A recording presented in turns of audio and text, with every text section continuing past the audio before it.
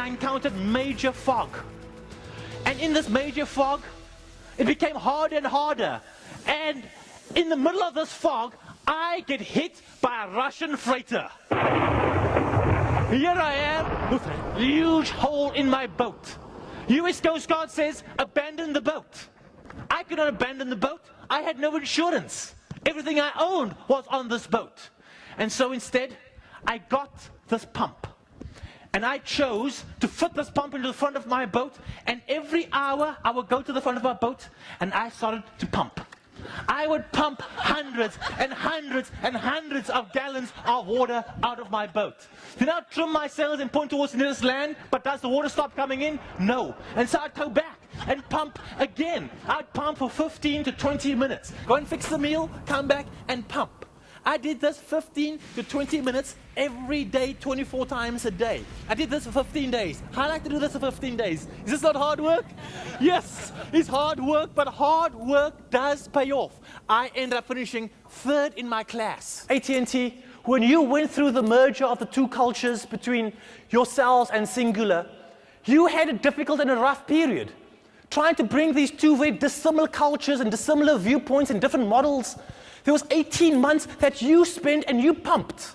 And now look at how you've survived that transition as you now go forward and impact the lives of others. We must always do what it takes to get that job done. You see, I bought a sextant. This is the same thing that people like Ernest Shackleton and Magellan had used to find their way across the oceans over the last 500-600 years. And I ended up buying a book called Celestial Navigation for Yachtsmen. Now, don't ask me where I was for the first 7 to 10 days. I was lost. I was busy reading this book, trying to figure out how to use this device. In reality, we all have questions. Things will always change. You want to know what's going on in this market. Well, we can look at all the numbers and we can look at all the noise, but we must look internally into ourselves. We must look and say, where do we want to be positioned? We know where we are today. We know where we want to get to be tomorrow. How shall we navigate our ways through all kinds of conditions, the good and the bad, the headwinds and the following winds, the big seas and the calm seas? We will decide for ourselves, not by the market, but by what is driven within ourselves to get there. But life always has a way of challenging and testing us. When we think we're going down a certain road, it likes to try and change the road.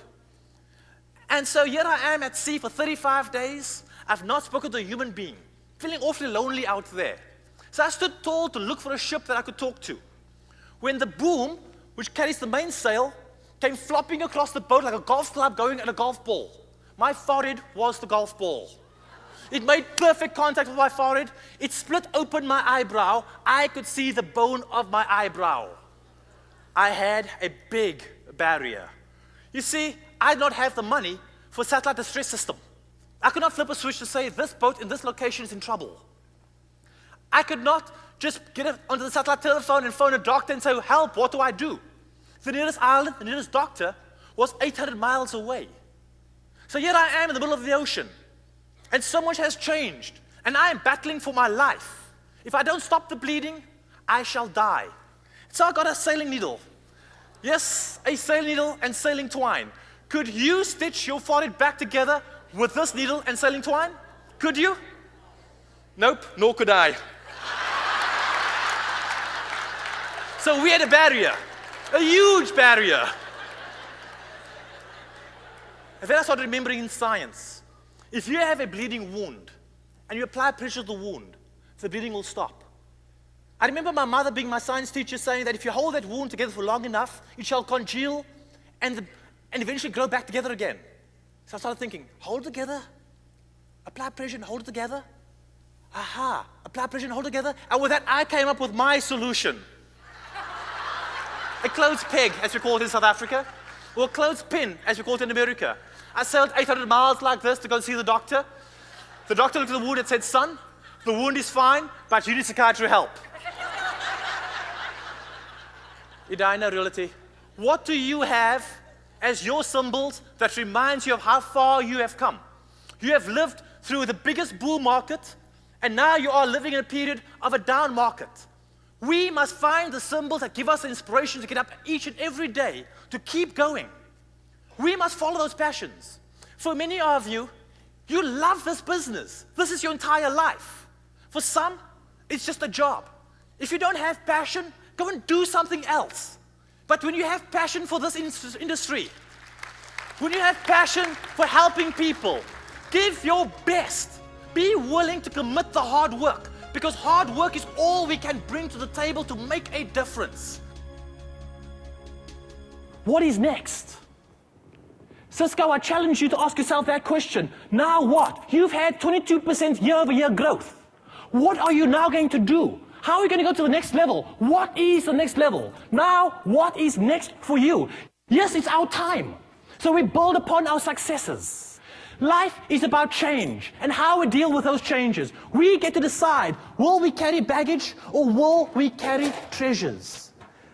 The choice of these things are totally up to each and every one of us. Because I truly believe that in life, there are no barriers, there are only solutions. And now it is our time. Thank you so much.